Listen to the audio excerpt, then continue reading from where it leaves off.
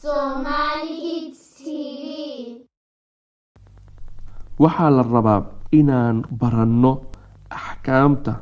iyo waxyaabaha laga rabo qofka bisha ramadaanka inaan sii baranno ayaa la rabaa li'annahu barashada bisha ramadaanka waxyaabaha laga rabo iyo axkaamta bisha ramadaanka iyo soonka axkaamtiisa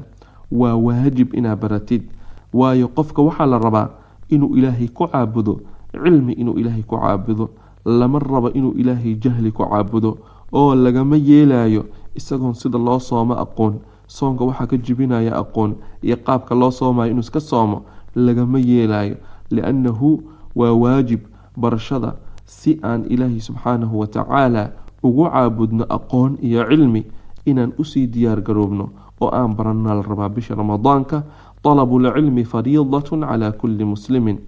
id cilmiga diinta la barto qof kasta oo muslim ah wuxuu ku yahay waajib si rabbigiisa ugu caabudo cilmi